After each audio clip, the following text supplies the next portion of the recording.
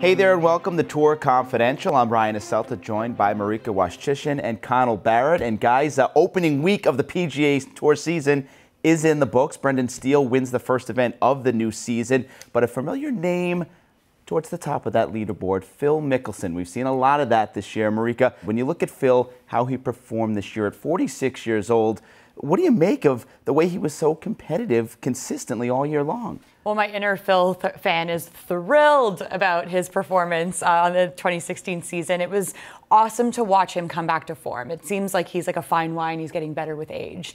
He had 3 runner-ups and he had 7 other top 10s, and he's riding the momentum of the Ryder Cup. And to come out in Napa and to shoot 3 rounds of 69 and a 67 to finish is incredible. That's like prime time of your life kind of golf from Phil. So it's really, really encouraging, I think, to see him back performing well. And I think it'll set up nicely for him to set the tone for his season. Sure. Connell, do you think the lack of wins is starting to get frustrating? He hasn't won since the 2013 British, though he's close. We saw it at the Open Championship. We saw him perform unbelievably at the Ryder Cup.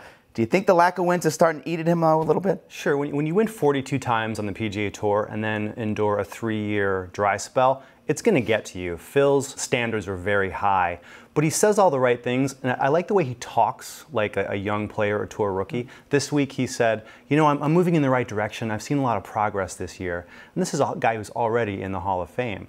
And I think that this is the best year Phil could have had without a victory. And he proved to a lot of people that he's still capable of winning a major, which he almost did at the British. And you know he's got that calendar and he's taken a Sharpie crossing off the days until Augusta, because Augusta still gives him the best chance to add to his major tally total. Yeah, when you hear him talk, it's kind of interesting. He does sound like a younger guy saying there was a lot to build on.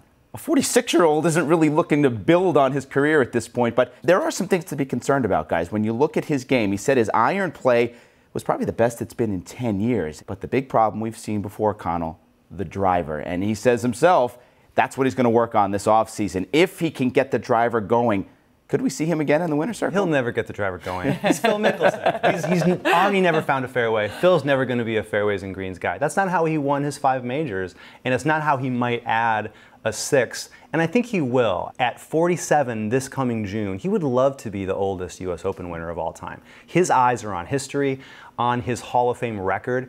And I think it's really inspiring to see a guy at that age who's not running out the clock until the Champions Tour. He's trying to win.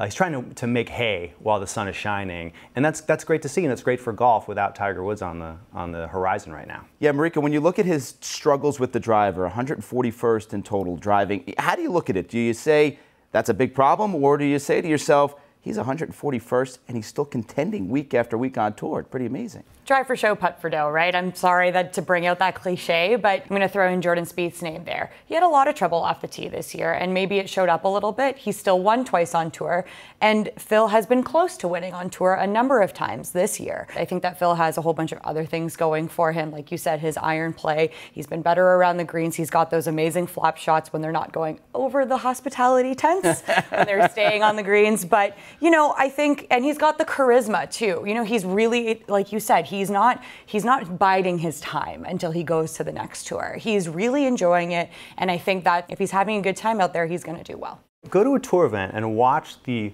autograph seekers surround Phil when he stops to sign. People are drawn to him. They love him. And Phil, for a lot of fans today, he's the closest thing we have to an Arnie. He's somebody who goes out of his way to connect with the fans. That intangible charisma that is great for the game and make people love him. Yeah, the fans seem like they're trying to get as much as they can because they don't know when it's going to end. 46 years old, you never know. One big injury, and that could be it for Phil. But he seems as strong as ever, and it's a lot of fun. Unfortunately, we're not going to see him for a while, likely not until January, but we will see you again next week, and that's going to do it for this week's Tour Confidential. For Connell and Marika, I'm Ryan Aselta. We'll see you next Monday.